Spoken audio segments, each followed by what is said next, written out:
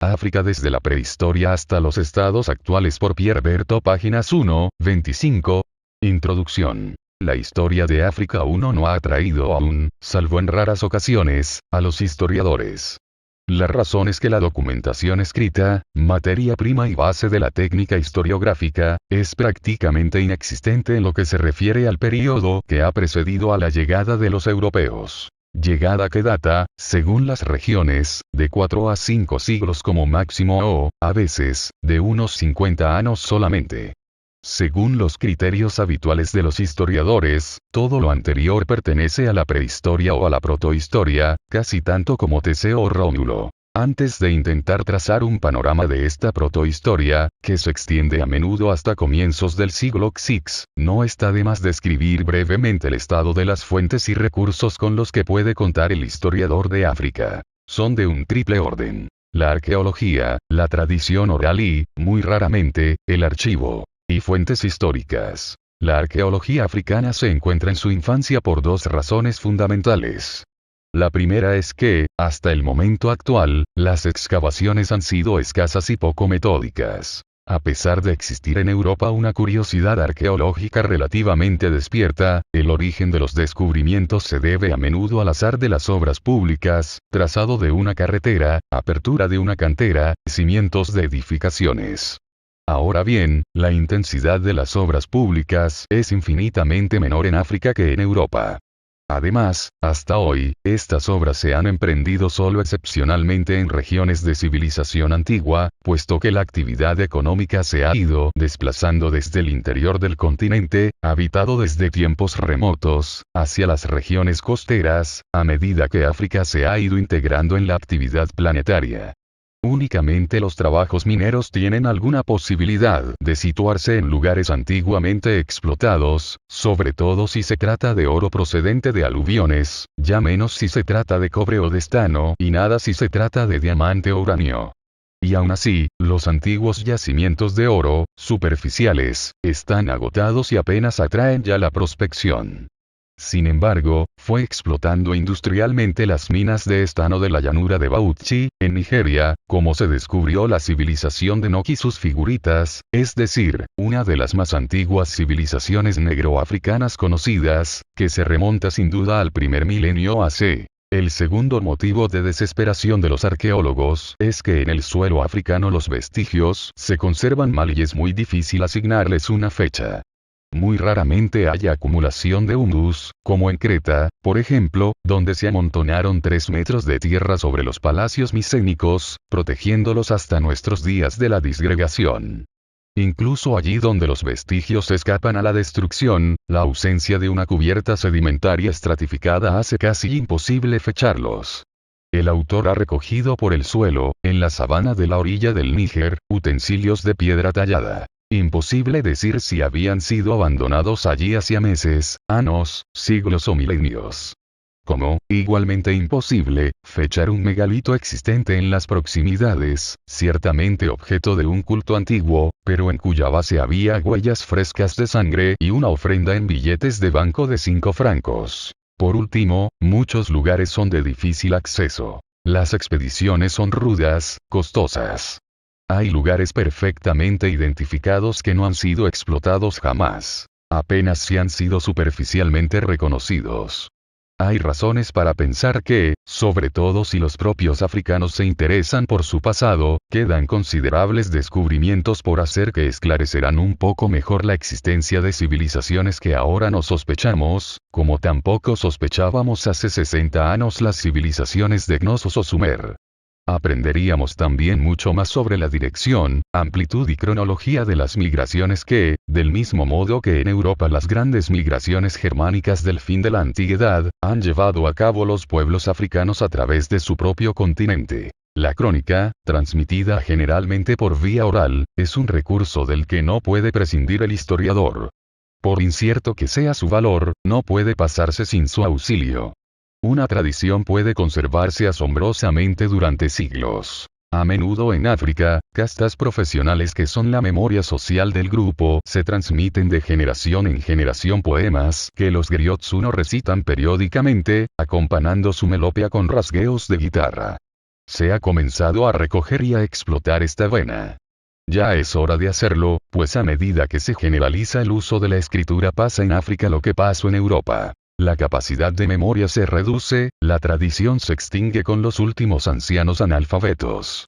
Sin embargo, las crónicas orales no se pueden aprovechar como fuente histórica sino con reserva y precaución. La veracidad no es su principal preocupación. Al estar compuestas por bardos o aedos, los griots, que viven del favor del príncipe, su objetividad se resiente. La fábula se mezcla voluntariamente con el acontecimiento, la esencia divina con la genealogía. Por otra parte, no tiene la historia, después de todo, el mismo defecto. La crónica hablada retiene sobre todo los hechos destacados, los que se salen de lo vulgar, es decir, los menos característicos en realidad, los menos reveladores de la existencia real, cotidiana, normal. ¿Dónde está el límite de la fábula? Por último, los hechos que recoge la crónica no son siempre fechables, a falta de un sistema de referencia cronológica común. Monsen decía que la historia comienza con la fundación de Roma. Ab urbe condita.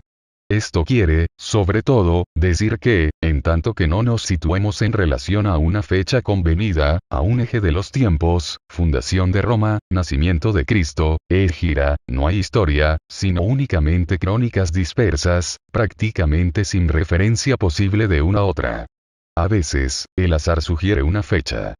Tordai, estudiando en 1910 la lista de los 121 soberanos Bakuba, o Bukongo, averiguó que bajo el reinado del 98, Bokama Mankala, no sucedió nada notable, salvo que un buen día el sol se apagó y las tinieblas reinaron durante algunos instantes. Ahora bien, el único eclipse total de sol visible desde este punto de África en el transcurso de los siglos XVN y XVM tuvo lugar el 30 de marzo de 1680, lo que permitiría quizá fechar el reinado del soberano en cuestión. Si no se da una circunstancia de este tipo, las enumeraciones de soberanos, transmitidas de memoria, no permiten más que una cronología aproximativa, muy arriesgada cuando solo se basa en una estimación arbitraria de la duración media de los reinados. Sobre todo teniendo en cuenta que en África no es frecuente que los reyes mueran de viejos. Los documentos escritos propiamente africanos son inexistentes antes de la época moderna. Las civilizaciones africanas, que han dado siempre gran importancia a la palabra hablada, apenas se han interesado por las técnicas de la escritura, que llegaron de fuera. Los escritos más antiguos son algunos pasajes de Heródoto, numerosa nación de los Garamantes, que eran pastores nómadas que cazaban a los trogloditas etíopes, y que probablemente son los antepasados de los tuaregs del Sahara o quizá de los tibúes del Tibesti. Habla además de un país más allá del desierto, donde los habitantes son pequeños y negros, y donde un gran río infestado de cocodrilos corre de este a oeste. Cuenta en otro lugar que el faraón Necao I, 609-594 AC, envió una expedición de marineros fenicios que, partiendo del Mar Rojo, dieron la vuelta a África en 4 años. Hacia el 470 AC, el cartaginés Anón realizó un periplo marino. Hizo grabar el relato, del que poseemos una traducción en griego. Es posible que Anón llegara al país de los negros en la costa occidental de África, pero nada prueba que rebasara la costa marroquí, yendo hacia el sur. En el 146 AC, después de la destrucción de Cartago, los romanos constituyen con la parte de su antiguo territorio que corresponde al actual norte de Túnez una nueva provincia, la provincia África. Este nombre, que aparece por primera vez en esta ocasión, se aplicará en adelante a todo el continente a medida que éste se va descubriendo. A principios del siglo II DC, el geógrafo alejandrino Ptolomeo, este nombre designa sin duda una escuela de geógrafos más que a un individuo, manifiesta que dispone de informes relativamente detallados sobre las navegaciones por la costa oriental de África hasta el Cabo Delgado en el Océano Índico, y por la costa occidental atlántica, hasta el Golfo de Guinea. Se puede decir que la antigüedad clásica ignoraba prácticamente la parte de África que se extiende al sur del Sáhara. Los egipcios estaban en contacto con los pueblos negros del Alto Nilo, pero, por lo menos hasta el periodo islámico, no nos han dejado prácticamente ninguna información directa sobre ellos. Los hebreos apenas si son más explícitos. Se encontrará un poco más adelante, comienzo del primer capítulo, las menciones del Antiguo y Nuevo Testamento que se refieren a los etíopes, es decir, a los negros, sin que ello aporte mucha información sobre su país de origen. Sin embargo, en el libro de Esther, I. 1, se dice que Asuero reinaba desde la India hasta Etiopía sobre 127 provincias, designando a Etiopía simplemente como el país de los negros. Los documentos escritos se vuelven un poco más locuaces con la expansión en África del Islam, que corresponde a nuestra Edad Media. En el siglo XX los cronistas árabes citan el nombre de Ghana, país del oro al otro lado del desierto. Conocen el trayecto que siguen las caravanas de esclavos negros y a través del Sáhara. Hacia el 922, el Masudí de Bagdad, viajero y geógrafo, describe, por haberla visitado, la costa oriental del África hasta el actual Mozambique. Y hacia el 977, Ibn Aukal describe, quizá por haberla visió, Audogast, ciudad sahariana, se cree haber identificado su emplazamiento en Mauritania, y dice que a algunas jornadas de allí reina el rey de Ghana, que es el rey más rico de la tierra y causa de las minas de oro que controla, y al que el rey de Audogast, por su parte, envía sal. El Cri, hijo de un gobernador árabe de Córdoba, escribe Linda 1077 una compilación utilizando los archivos de los calif y someyas de España. Las descripciones de los viajeros, cronistas y geógrafos árabes como el Idrisi, que escribió hacia 1154, el Omari, muerto en 1348, y sobre todo los viajes de Ibn Battuta, muerto en 1377, contienen raras, y a veces preciosas informaciones. En 1518, los piratas cristianos que se apoderaron de un navío árabe que navegaba hacia Túnez, enviaron al Papa León X uno de sus cautivos, un joven moro que tenía unos 25 años. Nacido en Granada, de buena familia, había recibido en Marruecos una esmerada educación. Liberado, convertido, dotado de una pensión, tomó en Italia el nombre de Giovanni Leoni.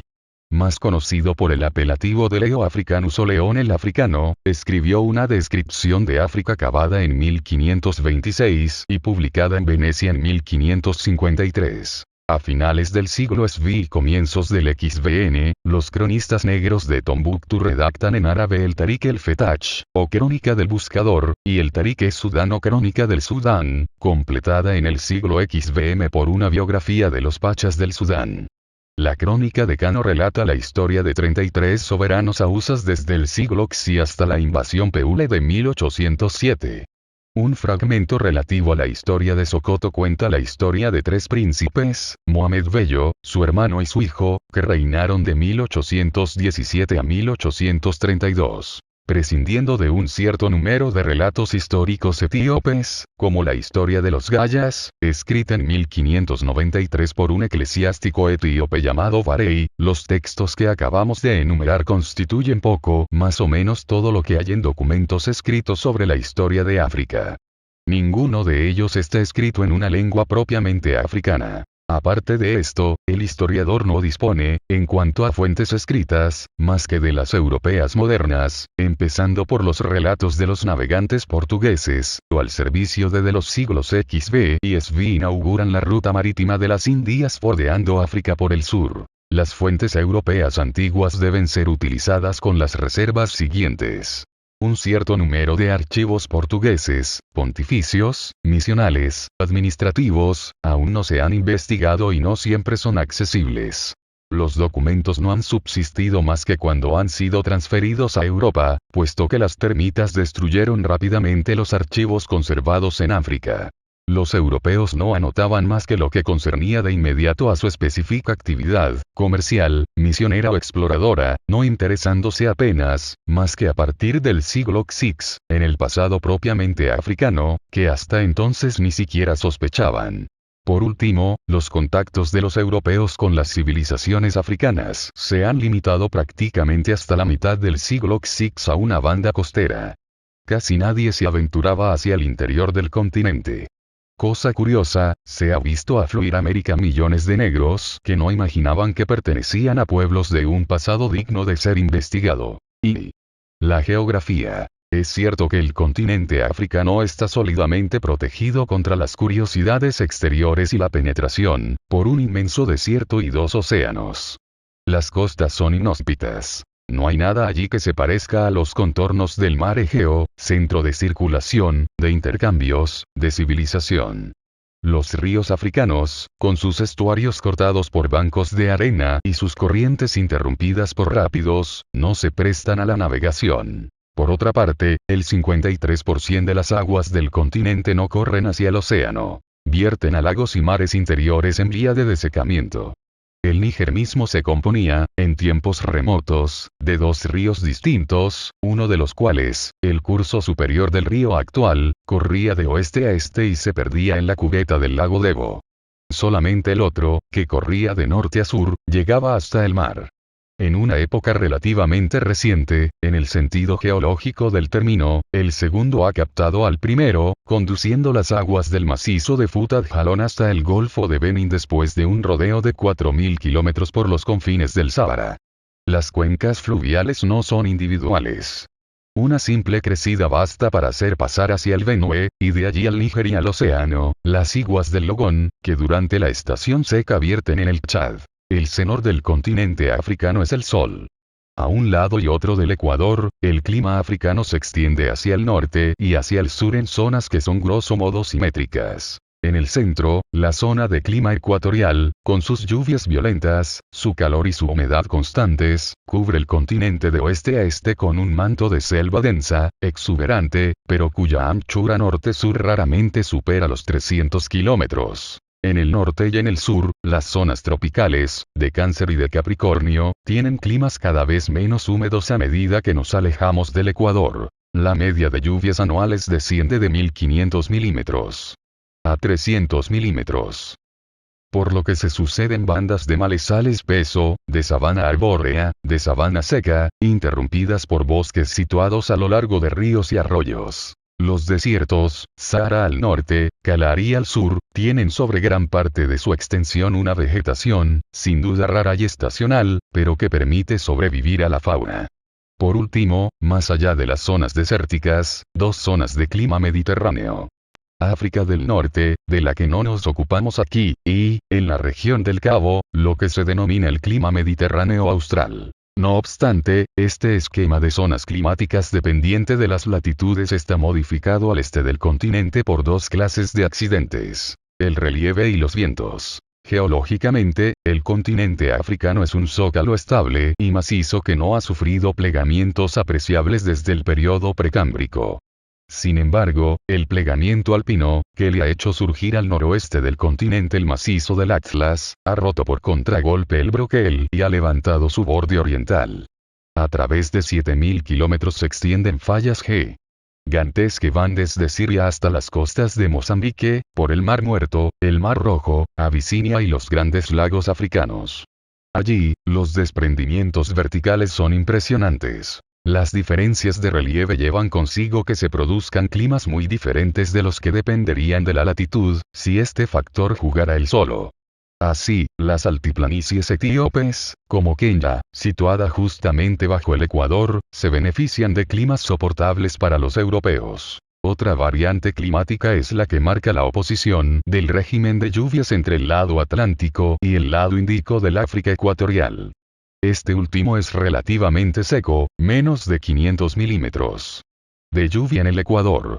Esta particularidad es debida al régimen de los vientos del Océano Índico, el monzón de los alisios, ocasionados por la masa continental asiática, más ilirn en verano y más fría en invierno que la masa oceánica NR rodea. Lin el África Austral, por el contrario, el costado atlántico ilig menos lluvia que el costado Índico. De todas maneras, hayase quedado lluvia torrencial, el lin africano no es favorable a la creación y a la acumularía en humus.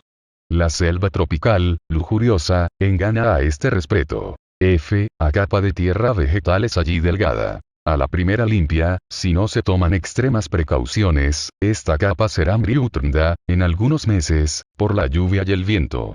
En la piule semidesértica y desértica se ejerce una intensa erosión irsilmign, sobre todo eólica.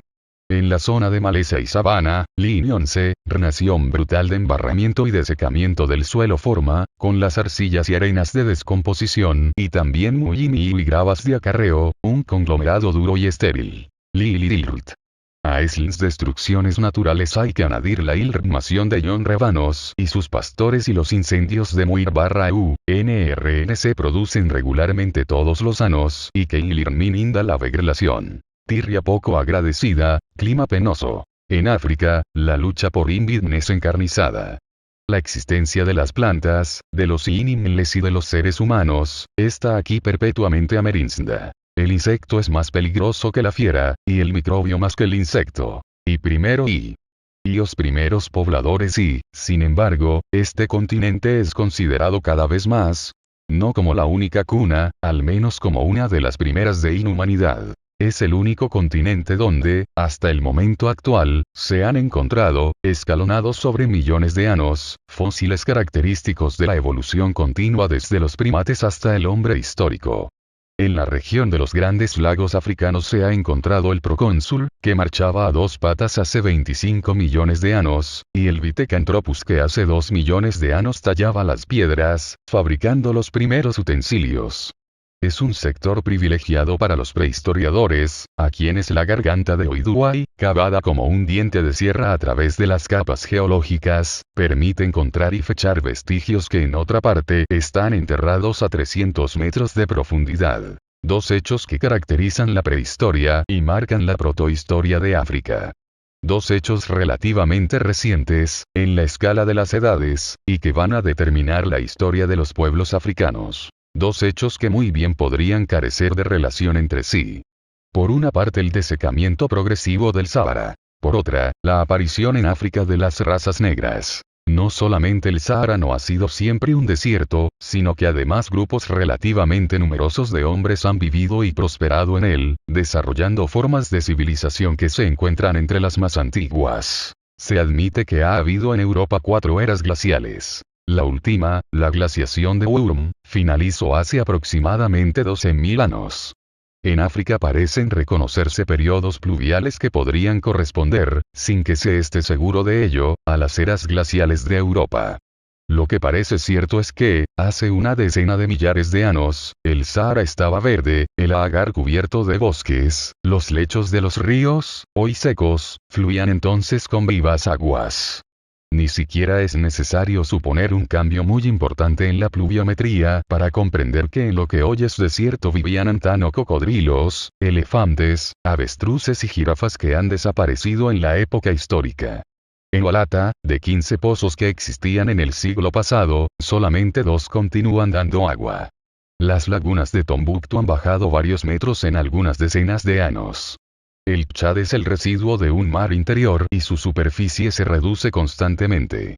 Algunos cipreses muy viejos del Tassili dan testimonio de una época en la que llovía más. Incluso admitiendo que la pluviometría no haya sido demasiado superior a la que existe hoy, incluso admitiendo que no haya habido un gran periodo pluvial, sino solamente oscilaciones climáticas periódicas con pluviosidad relativa durante el periodo de aparición del hombre, una en el Paleolítico superior, otra en el Neolítico, es preciso admitir que el Sáhara era habitable y estaba habitado durante estos periodos.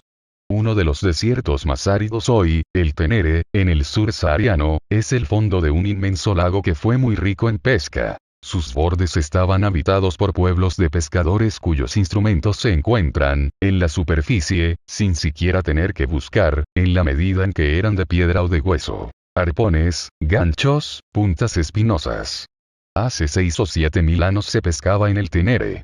Las pinturas rupestres del Tassili demuestran que civilizaciones de cazadores y de pastores han vivido y prosperado en el Sáhara. No es improbable que la agricultura se haya inventado en el Sáhara.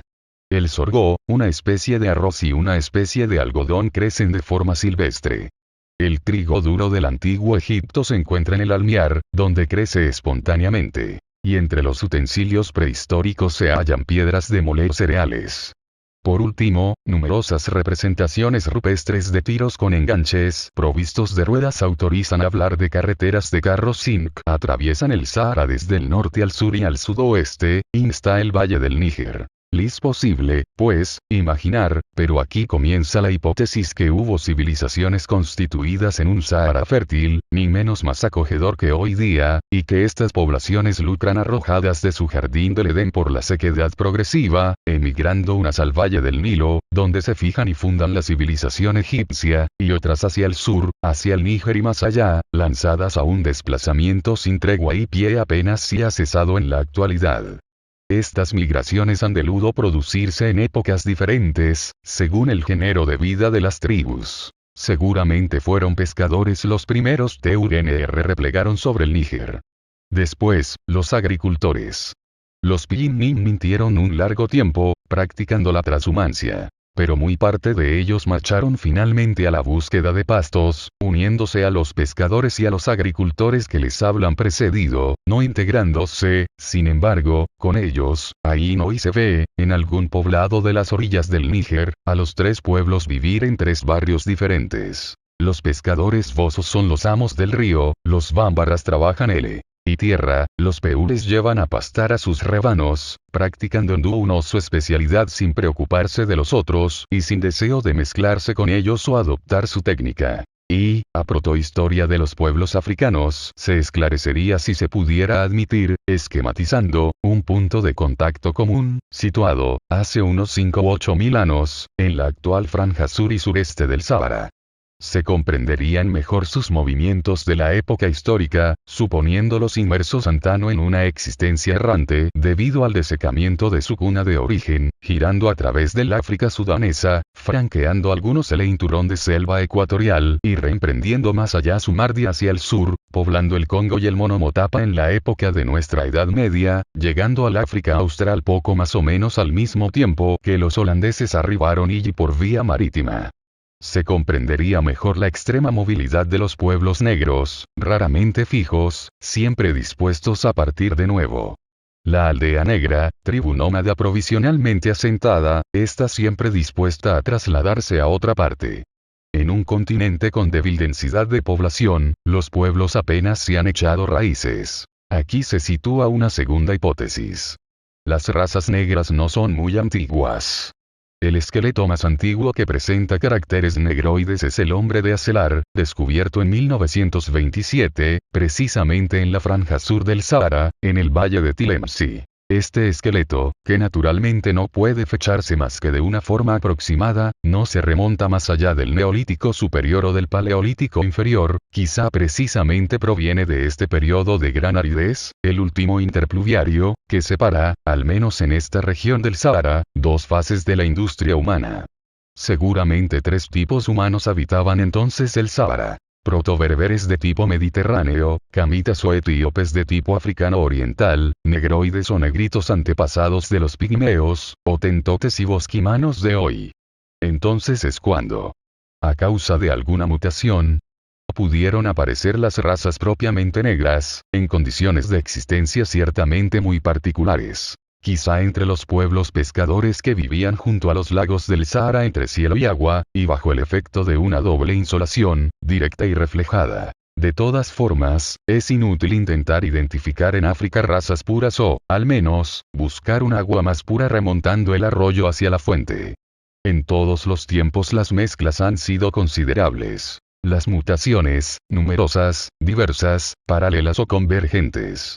Los únicos casos en que es posible constatar una cierta homogeneidad de caracteres étnicos, se dan cuando un grupo humano se ha encontrado durante largo tiempo y casi completamente aislado en condiciones de existencia bastante constantes. Entonces, y solamente entonces, ha podido crearse un tipo humano particular y relativamente homogéneo, de la misma forma que en el laboratorio los biólogos crean para la experimentación razas de ratas genéticamente homogéneas.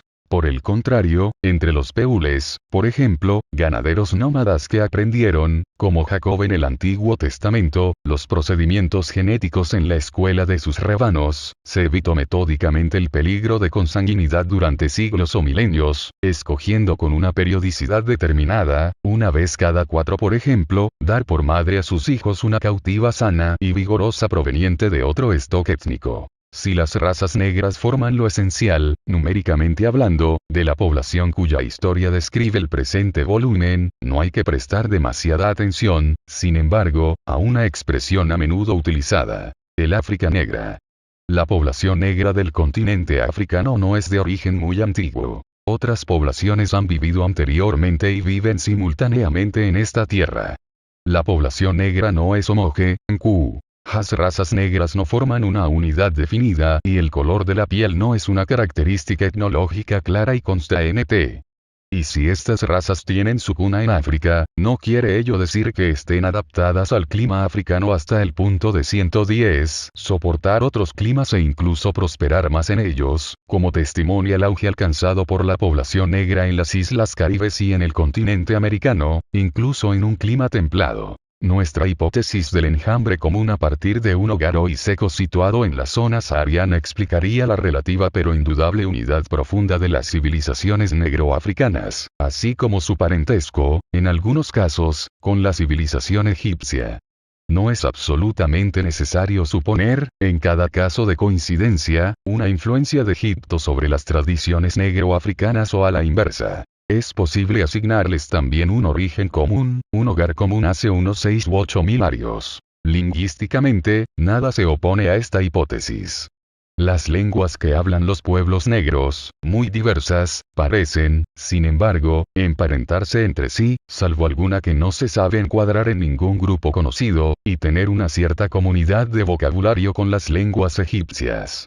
El parentesco entre la familia sudanesa occidental y la familia sudanesa oriental podría remontarse a unos 5 o 6 milenios. El parentesco interno de la familia bantú, al sur de la selva ecuatorial, parece remontarse a 2 milenios y estar ligada a la familia sudanesa occidental, que toma el nombre de nigeriano-congolesa. Por otra parte, ciertas lenguas del nordeste llamadas camito-semíticas se atribuyen, por el momento, según los lingüistas, a procedencias asiáticas. En cuanto a las lenguas de los hotentotes y de los bosquimanos de África Austral, lenguas onomatopeicas, tienen vestigios de un estadio lingüístico muy anterior a la llegada de los negros al África Austral.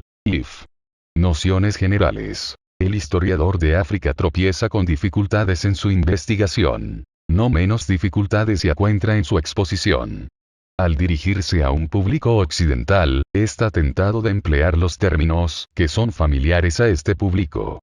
Ahora bien, estos términos evocan nociones, familiares también, que no corresponden ni de lejos a las realidades africanas. Es así como el historiador se ve inducido a hablar de reinos, imperios, etc., términos que sugieren al lector nociones inadecuadas. En efecto, cualquiera que sea el origen de estos términos y las fuentes de las nociones que ellos representan, no vamos a examinar aquí esta cuestión, el hecho es que hoy han adquirido, en el uso corriente, una acepción fundamentalmente territorial. Probablemente se debe a la influencia de la concepción romana de derecho de propiedad aplicado a la tierra. Quizá también en razón de las circunstancias históricas específicas de Europa occidental. Sea como sea, el reino ha tenido tendencia en Europa a modelarse sobre el tipo del dominio y la autoridad a tomar la forma de la propiedad. El reino es como el dominio del rey. Y allí donde, a consecuencia de la revolución, ya no hay rey, el territorio del Estado es el dominio de la nación. Esta concepción del Estado nacional, el principio de las nacionalidades, se extiende a continuación en Europa a las monarquías mismas que se identifican, sobre todo después de la desaparición de los Habsburgos, con los estados nacionales. En todo caso, el occidental se representa normalmente en su mente, un Estado nacional, reino-república, con fronteras determinadas, con territorio delimitado, siendo todos los que residen en él permanentemente los súbditos, los nacionales, sometidos a la autoridad del Estado. En África no hay nada de esto, al menos hasta la llegada de los europeos.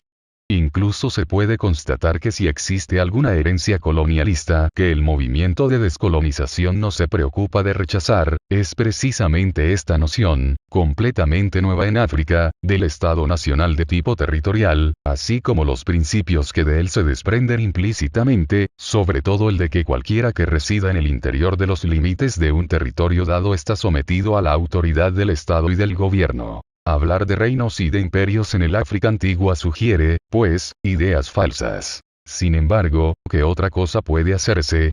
Estas denominaciones son cómodas. Son tradicionales. Adulan además el amor propio de los africanos.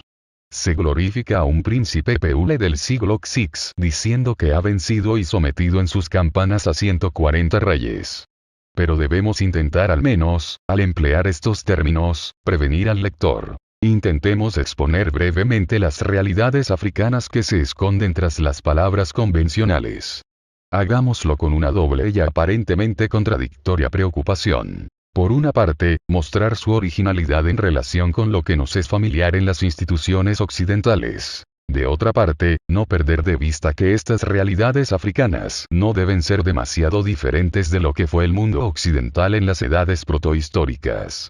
Incluso puede decirse que, al haberse desarrollado la protohistoria africana más recientemente y a veces todavía ante nuestros ojos, estamos mejor informados sobre ella que sobre la nuestra, y que el conocimiento que de ella tenemos puede arrojarnos una nueva luz sobre las edades oscuras de los pueblos europeos. Estamos mucho más informados sobre los constructores de Zimbabue en Rodesia del Sur, por poco que sepamos, que sobre los pueblos que levantaron los megalitos de Europa. Sabemos, en fin, menos sobre nuestros antepasados, los viturgos y los arvernos que vivían hace 2000 años entre el Loira y el Garona, y los usipetos y tentereos que vivían en la misma época, que sobre los lubas del Congo o los chonas del Zambeze, que representan estados de civilización comparables. Muchas particularidades de la historia de África no son originales para nosotros más que en la medida en que ignoramos nuestros orígenes. Pertenecen menos a una determinada raza o tradición que a un estadio de civilización que para nosotros está sepultado en el olvido porque la tradición oral de nuestros antepasados no ha llegado hasta nosotros y porque, al contrario de los africanos, hemos perdido hasta el recuerdo de su existencia. Son los cíclopes más legendarios que los antiguos pastores y herreros del África Oriental. ¿No debería evocarnos la confrontación entre civilizaciones matriarcales y patriarcales aquel sacrilegio histórico, pero fundador de una nueva sociedad, que es el asesinato de Clitemnestra por su hijo? El enjambre de pueblos africanos, a partir de hipotéticos focos y las grandes migraciones a escala continental y milenaria, no se parece al enjambre de los pueblos germánicos a partir de un hipotético foco báltico. Difiere mucho la coexistencia en un mismo lugar de grupos étnicos diferentes sometidos a autoridades diversas, los pescadores del Níger que obedecen a su jefe y los pastores de sus orillas que tienen su propio soberano, de la situación en que estaban los visigodos en la Europa occidental de la Edad Media, cuando su rey residía en Toulouse sin por ello reinar sobre la población toulosana. ¿No evocan los relatos de los griots, bámbaras y peules las canciones de Gesta, el conde Rolando, el malvado Agen?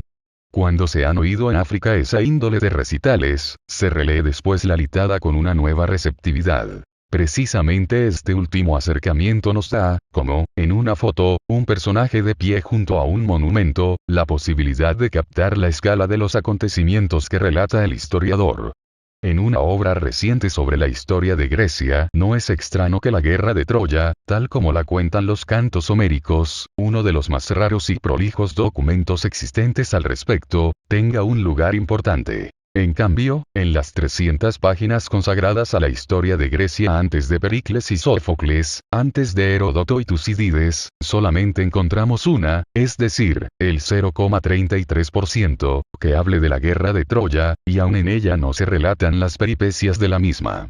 Pero para llegar a esto, para situar los acontecimientos históricos en una proporción más exacta, han sido necesarios largos siglos de trabajo metódico para revelar, como sobre un cliché mal impresionado, un poco de lo que se esconde en las sombras de la historia de Grecia. En lo que se refiere a la historia de África, aún no hemos llegado a este punto. Debemos renunciar, al menos por el momento, a hacer una exposición completa, por sumaria que sea, sobre el continente y los pueblos que en él han vivido a través de los siglos y milenios. Inmensos intervalos de negra noche ocultan lo esencial de la humanidad africana.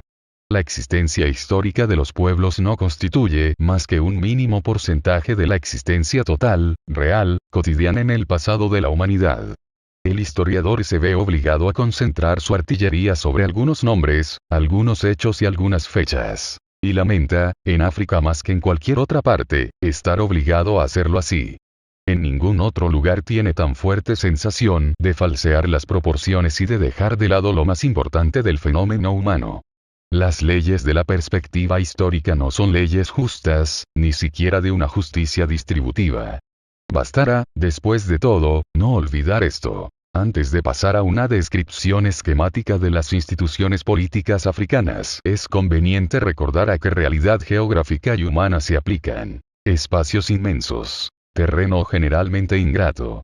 Clima difícil casi por todas partes. Población muy poco densa, muy dispersa, que se contabiliza en unidades por kilómetro cuadrado, polvareda humana que gira a través de un continente, que no se fija ni se amontona más que en algunos rincones relativamente privilegiados, y que solo excepcionalmente adquiere una densidad comparable a la de la Europa histórica. Ahora bien, es preciso constatar que los fenómenos sociales y políticos, las modalidades de la granulación humana, están en relación directa y constante con la densidad de la población en cuyo seno se produce. Hay que tener en cuenta que, a causa de la débil densidad de población del continente africano, la posesión del suelo no tiene allí el mismo carácter que en Europa occidental. La noción de propiedad territorial ha sido llevada a África por los europeos. Hasta entonces, en todo caso, la detentación lit suelo 110 tenía valor y permanecía precaria. La tierra era un recurso ilimitado, como el aire o el agua. El que quería tierra virgen, si no lo es, se convierte en tal rápidamente, no tenía más que ir un poco más lejos y limitarse a expulsar a los raros ocupantes que hubiera, que preferían alejarse de buen grado antes que oponer una costosa resistencia. O bien, los recién llegados se entendían con los ocupantes y entraban en simbiosis con ellos. Ciertamente, el senor de la tierra que los etnólogos conocen bien es una noción africana, pero no se identifica con la noción europea de propiedad. En Europa, regar la tierra con su sudor confiere al campesino derechos sobre ella. ¿De dónde proviene su sentimiento de propiedad? En cambio en África, ha sido relativamente raro que la tierra se haya valorado. Esto obedece a razones climatológicas y técnicas. KN/ONES climatológicas. El sol africano, la sequedad y, allí donde llueve, la violencia de las lluvias tropicales que embarran el suelo, son factores, que no favorecen el desarrollo de la vida bacteriológica que constituye el humus. Sin embargo, la tierra cultivable de Europa occidental es mucho menos de lo que se cree un don de la naturaleza, sino que es sobre todo el resultado del trabajo continuado de los campesinos y del abono de su ganado. Es la creación del humus la que ata al suelo al cultivador. Él ha ganado bien su tierra, puesto que es él quien la ha hecho. En cambio, apenas si hay creación de humus en África, salvo en algunos rincones privilegiados, en el oeste del Senegal por ejemplo, donde precisamente por esto se ha desarrollado una raza campesina, pues si el campesino hace la tierra, también la tierra hace al campesino, así como en los lugares donde la proximidad de un río o de un arroyo, o de una ciudad con sus desechos orgánicos, permite al menos la actividad jardinera de las mujeres. Razones técnicas, que están además ligadas a las precedentes. La agricultura africana desconoce los cultivos alternos, y solo excepcionalmente practica el abono, producto de la alianza, raramente practicada en África, entre la ganadería y la agricultura. De esta forma la tierra se empobrece tan rápidamente que apenas si da una o dos cosechas o, como máximo, 3. No importa que el campo se agote. Se busca otro en otra parte, ya que no es espacio lo que falta. Se practica así una agricultura itinerante, nómada. La aldea entera puede desplazarse, ya que no la forman las casas, sino un grupo de hombres, de mujeres y de niños que han plantado sus cabanas o edificado sus casas de banco, arcilla mezclada con paja, aquí, allí o en otra parte. Cuando el perímetro cultivable que existe alrededor de la aldea se ha vuelto casi estéril, se desplazan todos juntos un poco más lejos, hacia el malezal, donde la presencia de ciertas plantas silvestres indica a los iniciados la fertilidad del suelo. Antes de la estación de las lluvias, y una vez cumplidos los ritos propiciatorios, todo el mundo se dedica a arrancar la maleza, conservando los árboles útiles, cortando los otros a la altura de la mano y reservando las cepas para el ulterior barbecho. Cuando la maleza cortada está seca, se le mete fuego. Después, se arana superficialmente el suelo con la azada, la daba, mezclándole las cenizas y las semillas, al tiempo que se invoca la lluvia. Después de algunos años de explotación, la nueva tierra se habrá agotado a su vez. Se la abandonará al baldío que, a la larga, le devolverá cierta fertilidad. La consecuencia es que el suelo no tiene valor en sí mismo. Lo que tiene valor es la riqueza en hombres, el trabajo, la mano de obra de que se dispone.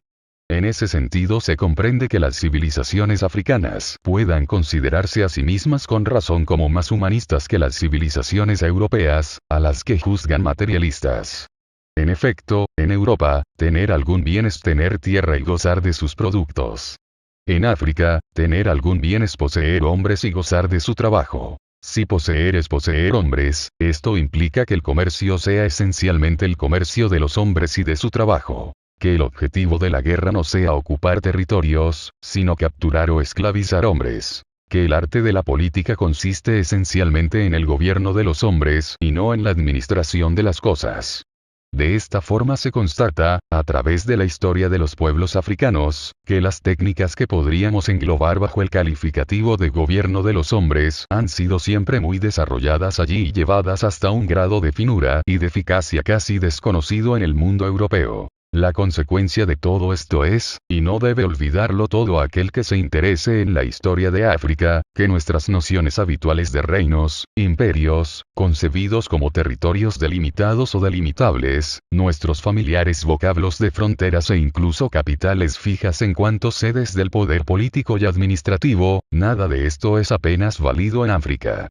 Hay focos de autoridad, a menudo errantes, de influencia variable según el jefe y según las circunstancias. Hay príncipes más o menos obedecidos por más o menos súbditos y dominaciones que se desplazan aquí y allá según sean los acontecimientos más o menos favorables. Si se quisiera, y ello sería útil, crear una terminología y para las sociedades africanas y clasificarlas según su nivel de organización, se podrían distinguir tres formas esenciales acompañadas, naturalmente, de todos los grados intermedios entre ellas y todas las formas de transición.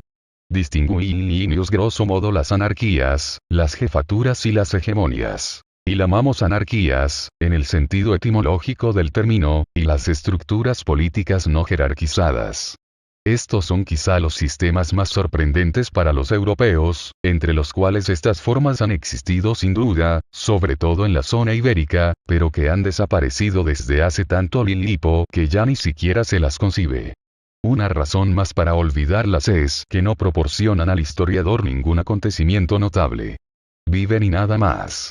Son, sin embargo, muy apropiadas para la existencia campesina. Las anarquías africanas son sistemas notablemente equilibrados, estables, flexibles y coherentes. El ejemplo más llamativo es el modo de existencia de los Ibos del delta nigeriano, donde varios millones de personas no conocen otra forma de vida. No tienen príncipes, ni jefes, ni soberanos. Las familias viven según la ley. Una ley, por supuesto, de tipo consuetudinario y religioso, puesto que la religión es aquí, aparte toda cuestión de fe, la que une entre sí a los hombres de un mismo grupo, la que asegura la coherencia y la estabilidad de la comunidad. Este sistema permite perfectamente regular los conflictos, juzgar las controversias, llamar al orden a los excitados y reducir a los rebeldes, compensar los incidentes sociales, los adulterios, los robos, los asesinatos, y fundar la comunidad de vida, manteniendo la solidaridad. Cuando los europeos, los administradores coloniales por ejemplo, han frecuentado sociedades de tipo anarquista, se han quedado sorprendidos de encontrar en ellas un sentido muy vivo de la igualdad y de la libertad, y un respeto fundamental hacia la ley y el orden. Se preguntaban cómo era esto posible sin existir jefes, administración, clérigos y magistrados, sin policías ni prisiones, simplemente por la vía de la presión social. Naturalmente hay múltiples formas de organización anarquista. Por ejemplo, según se trate de cazadores o agricultores. Los cazadores forman un grupo de caza móvil que elige un jefe de cacería. Pero este no tiene otra autoridad que la estrictamente operacional. Entre los sedentarios hay a menudo un senor de la tierra que arbitra los conflictos que origina el cultivo. Pero es un hombre que no tiene ningún otro prestigio, fortuna ni autoridad. Entre los dogones de Bandiagar es el ogón, que vive en una casita a donde le llevan alimentos cuando se acuerdan. No obstante, Cuando dicta sentencia en un conflicto agrario, nadie osa levantar la voz en contra. En el sistema de las jefaturas, una familia que tiene más prestigio que las otras extiende sobre ellas su autoridad. Esta familia dice provenir de un fundador más o menos legendario. Parece haberse comprendido muy pronto en estas sociedades el prestigio de la antigüedad y la legitimidad que confiere la historia. Las familias se aseguran con frecuencia la colaboración de los cronistas profesionales que conservan, o inventan, el recuerdo de los antepasados. Fundan así parte de su autoridad sobre el monopolio de la tradición, que saben guardar para siempre.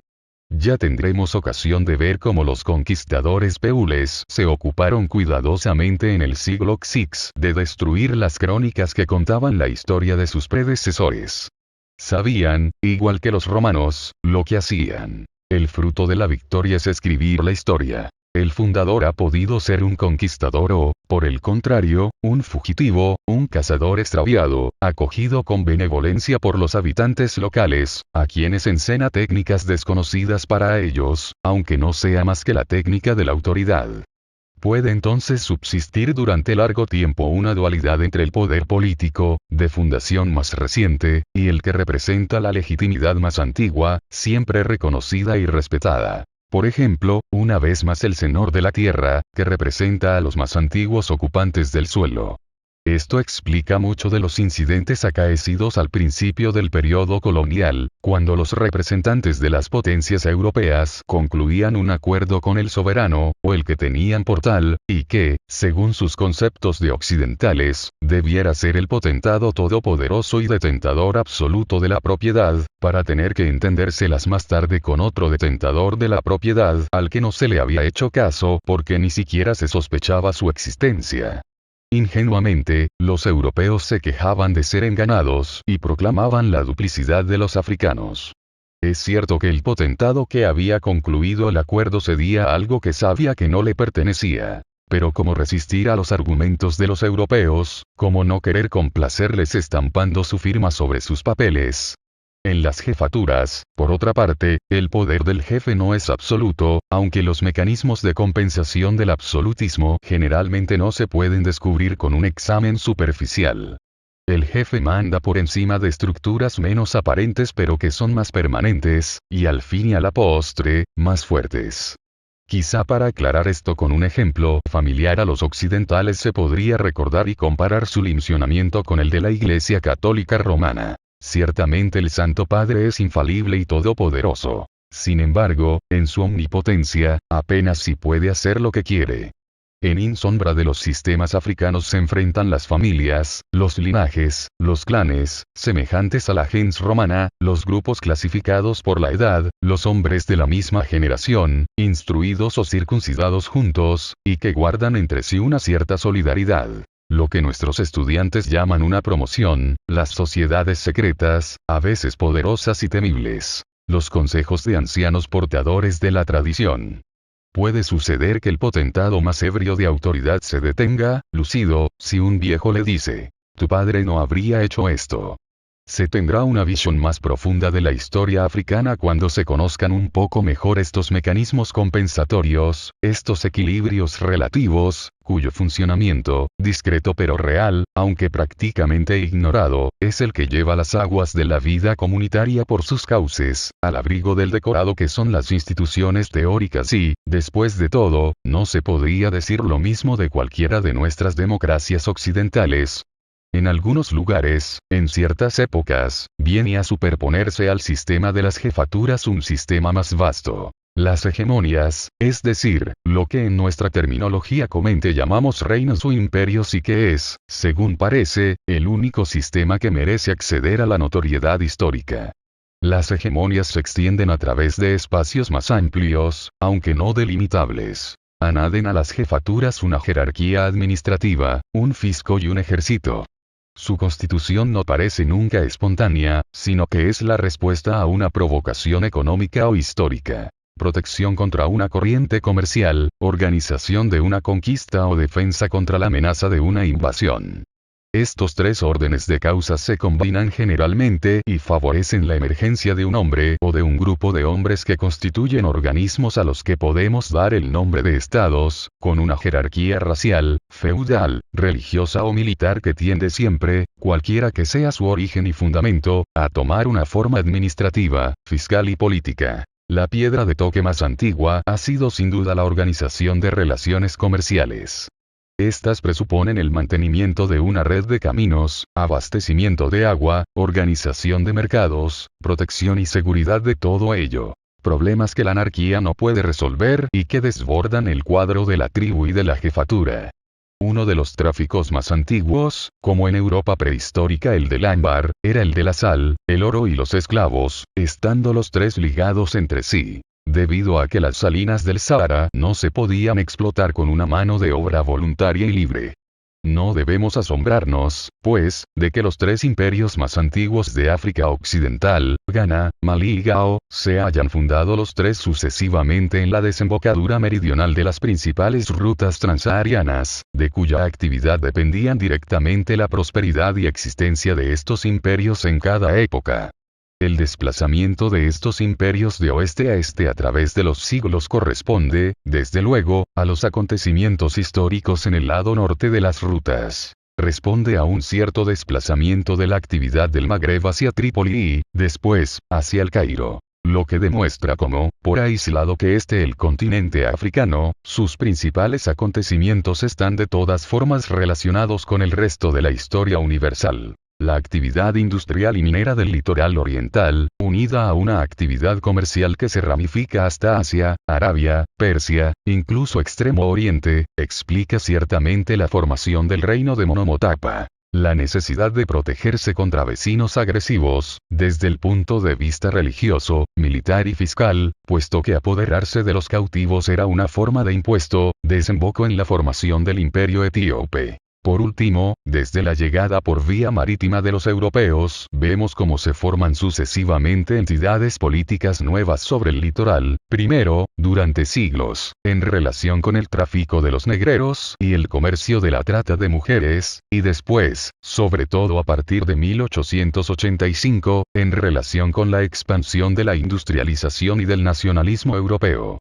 Una cuestión se plantea referente al origen de estas hegemonías. Indudablemente, fenómenos exteriores, generalmente de orden económico, han creado las circunstancias favorables para su constitución. Pero se puede decir igualmente que las circunstancias no han sido favorables más que en la medida en que precisamente la constitución de hegemonías ha hecho posible los tráficos en cuestión. Si no hubieran existido imperios sudaneses, no habría habido tráfico de sal, oro y esclavos. Si no hubieran existido negreros negros para reclutar los cautivos, no habría habido negreros blancos para exportarlos a América. Es posible pensar que las circunstancias favorables no bastan, sino que hace falta alguna otra cosa, como, por ejemplo, en un momento dado, hombres particularmente dotados del sentido de la organización y que tengan imaginación administrativa, militar y política.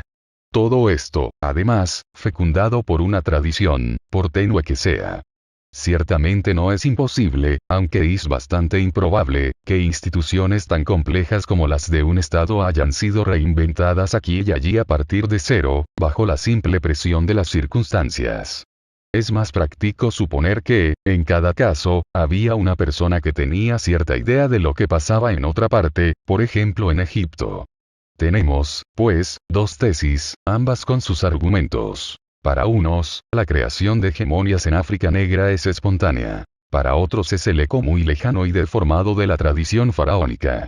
Ningún hecho decisivo permite todavía zanjar esta cuestión.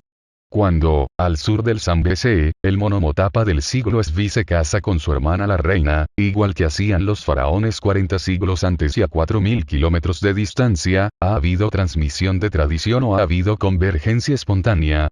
Por otro lado, las incas del Perú hacían exactamente lo mismo y en la misma época. La acumulación de argumentos en favor de una u otra tesis no compensa la ausencia de pruebas para ambas. Ciertamente, puede impresionar el gran número de tradiciones locales que a menudo atribuyen a blancos venidos del norte la iniciativa de las instituciones hegemónicas.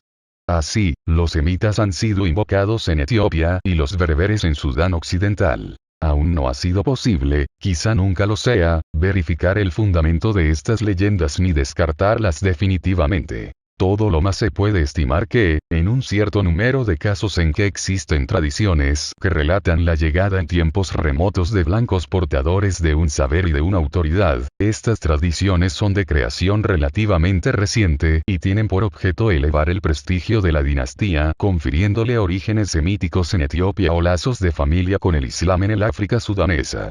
De este modo se han creado una galería de antepasados blancos que se remontan a las tribus del Antiguo Testamento o a los compañeros del profeta.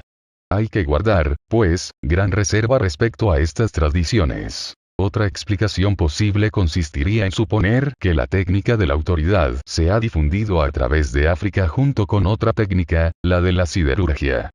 Pero tampoco se sabe si la técnica del hierro es autóctona o si ha sido importada, si los negros han reinventado por sí mismos la metalurgia, sobre todo la del hierro, o si ha sido difundida, por ejemplo, a partir de Meroe en el Alto Nilo. Un hecho es cierto. Los herreros forman aún hoy, a través de toda África, una casta muy diferenciada solidaria de un extremo a otro del continente, de Dakar a Djibouti. Los jefes guerreros se hacían acompañar gustosamente por un herrero que quizá fuera su consejero político y administrativo y que, en todo caso, era desde luego su organismo de información conectado con la red panafricana de herreros. Otro hecho cierto. Meroe, situada entre la quinta y la sexta catarata, prospera como capital del reino de Kush entre el tercer siglo AC y el cuarto siglo después de la era cristiana, heredera de las tradiciones faraónicas y de la siderurgia asiria, ha sido llamada la Birmingham del África sudanesa, a causa de los enormes depósitos de escorias que allí se han encontrado. Desde Meroe, y sobre todo cuando sus habitantes se vieron obligados, como veremos, a huir del invasor, es de donde se difundiría, al mismo tiempo que la lanza y la piocha, la idea del Estado, a través de todo el continente africano, extendiéndose al mismo tiempo el uso de la autoridad y el del hierro. Si nos es posible intentar aclarar las unas por las otras edades oscuras, recordemos que en el Antiguo Testamento la dominación de los filisteos sobre los israelitas por medio del hierro está perfectamente descrita. Ahora bien, en toda la tierra de Israel no había herreros. Pues los filisteos decían, impidamos a los hebreos fabricar espadas o lanzas. Y todos los israelitas tenían que acudir a los filisteos para hacer afilar su arado, su azada, su hacha o su pala, cuando la cuchilla de los arados, de las azadas, de las hachas o de las palas se mellaban, así como para arreglar los espigones. Así, el día del combate no había espadas ni lanzas entre las manos del pueblo que estaba con Saúl y Jonatán. No se encontró nada más que para Saúl y su hijo Jonatán, Samuel 1:13. Es posible imaginar que lo que aquí cuentan las escrituras ha debido suceder muchas veces en el continente africano. Lo que se llama la Edad de Hierro que se presenta, según los lugares, en fechas muy diferentes, habría sido también la Edad de las Hegemonias. Numerosas monarquías congoleñas consideraban que su primer rey había sido un herrero. Y todavía en la época histórica, en la región Congo-Angola, el soberano era a menudo el jefe de la casta de los herreros.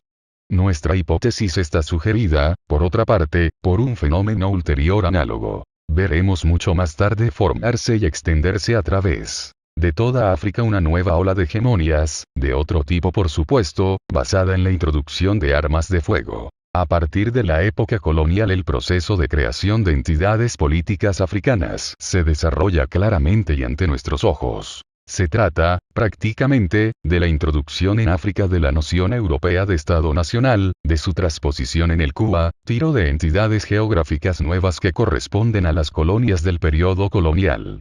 No obstante, aún en esto los pueblos niricanos dan prueba de una gran adaptabilidad, de una prodigiosa flexibilidad en la asimilación y la integración a sus sistemas irradicionales de las aportaciones exteriores, rápidamente digeridas y africanizadas. África.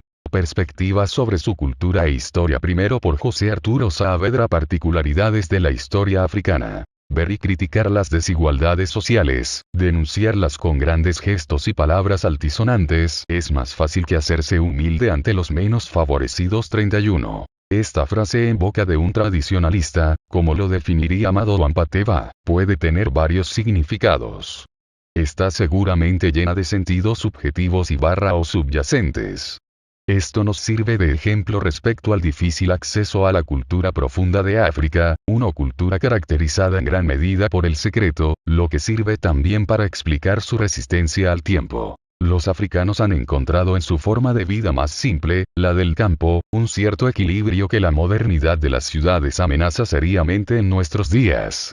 Este equilibrio es el resultado de una investigación relacionada con el hábitat, los modos de producción y las relaciones sociales a lo largo de varios centenares de años. Actualmente, al querer destruir con cierto éxito, en la mayoría de los casos, este orden, son pocos los que se interesan en las razones profundas de este estado de espíritu. Nos hemos preocupado por conocer, desde el punto de vista histórico, hasta dónde se pueden percibir todavía en las tradiciones actuales ciertos elementos de esta civilización ancestral aunque ya no estén presentes. Lo que vamos a interrogar es la cultura, y los medios culturales en África tienen también a sus profesionales. Los tradicionalistas, los griots, etc. El descubrir la historia africana no es una tarea fácil. La mayoría de los historiadores africanos alaban las cualidades históricas del hombre de este continente y relativizan la importancia de la historiografía escrita. Se trata de la fase panfletaria de la reivindicación. Es mucho más prudente tomar en consideración lo que existe sin hacer comparaciones inútiles. El escritor Camaralaye nos dice, a propósito de la civilización, que esta vibración del alma y este llamado del que acabamos de hablar, están más vivos todavía, creemos, entre los africanos, por la simple razón de que aún no existe este entusiasmo. 32 En compensación es cierto que la civilización es diferente de las máquinas y seguramente muy distinta de las bombas y las naves interplanetarias. La civilización es quizá, una manera de hacer y de vivir, y las civilizaciones han existido antes que la época de la industrialización, antes que los progresos técnicos que las sucedieron, 33 y que solamente son complementos de la civilización. A los historiadores africanos les falta un dominio ideológico menos importante. Porque si bien es cierto que son los principales actores capaces de contribuir a un conocimiento más fecundo del continente, este conocimiento debe ser un patrimonio universal. Para aprovechar la desnivelación existente debe ampliarse el estudio de la historia del continente hacia la interdisciplinariedad, tal como lo proponen algunos especialistas, cuyo punto de vista sostendremos en la sección siguiente. El historiador africano tiene, como consecuencia, una mayor responsabilidad. Según Kiservo, evidentemente no puede convertirse en un simple funcionario del Ministerio de Información o de Propaganda. De allí que su papel sea más difícil. En esto reside su grandeza, ya que debe participar de su época, de su comunidad y simultáneamente debe mantener una distancia necesaria para conservar su papel de testigo. 34. El instrumento principal para el estudio de la historia en África sigue siendo la tradición oral, pues este continente vive aún en la oralidad. Las ciencias ya no ponen en duda la importancia de esta fuente, pero se recomienda tomar en cuenta sus deficiencias. Según Kiservo, decir que la tradición oral no inspira confianza porque es funcional, se ha vuelto una opinión falsa, ya que todos los mensajes humanos lo son, aun los que se consideran confiables porque se encuentran bien clasificados en los archivos. Para este historiador la tradición épica en particular es una recreación paramítica del pasado, una especie de psicodrama que le revela sus raíces a la comunidad y el conjunto de valores que sustentan su personalidad. Un viático encantado para remontar el río del tiempo hacia el reino de los ancestros 35. Sin embargo, ya lo sabemos, la palabra épica no es la palabra histórica. Es anacrónica, produce interferencias. Pero, ¿acaso los escritos se escapan a la regla? Señalemos, por lo tanto, la fragilidad de los datos cronológicos. Por otro lado, el mensaje tal y como es transmitido por la tradición oral es hermético, esotérico. Para el africano la palabra es pesada. Es una fuerza ambigua que puede hacer y deshacer, que puede conllevar maleficios. Es por ello que no se la articula abierta y directamente. Se la envuelve en apologías, en alusiones, sobreentendidos, proverbios difusos en general. 36 No obstante, los mensajes son perceptibles para los que poseen la sabiduría. Eso significa, en principio, dos hechos. Esta realidad transforma los valores propios del acto de hablar, que ya no se banaliza, y muestra que es imposible traducir de una lengua a otra, o de un lenguaje a otro, sin perder una buena parte del mensaje. De allí la explicación de diversos errores de interpretación de la tradición oral. J. Vansina se complace en advertirnos que el historiador de los tiempos actuales, que está sumergido en masas de mensajes escritos y debe desarrollar una técnica para leer rápidamente, no alcanza a comprender que, mediante la repetición de los mismos datos en numerosos mensajes, las tradiciones desorientan. 37 Es entonces imposible juzgar un texto transcrito de la tradición oral, de la misma manera como se lee cualquier otro de una fuente escrita. La naturaleza del mensaje es muy diferente, e inclusive, con la ausencia de la expresión y las entonaciones típicas de la tradición oral, se pierde una parte del discurso. Y es que no basta con escucharlo, hay que aprenderlo, interiorizarlo como un poema, interrogarse para extraer sus múltiples sentidos, por lo menos si se trata de un discurso importante. Es necesario, entonces, hacer un gran esfuerzo de reflexión para interceptar la complejidad de esta memoria colectiva. Hay que iniciarse en toda esta manera de pensar, antes de querer comprender su sentido. Si sabemos tanto sobre las características de la historia africana, es debido al esfuerzo que algunos escritores del continente han dedicado al estudio de su pasado.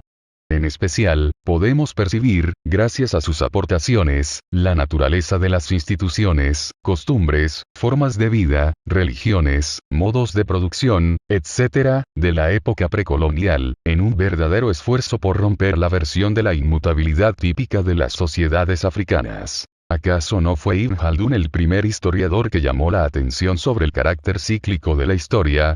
Esto revela que la contribución de la historiografía africana está todavía por estudiarse. Mark Bloch citó a Khaldun, pero esto solo constituye un ejemplo aislado.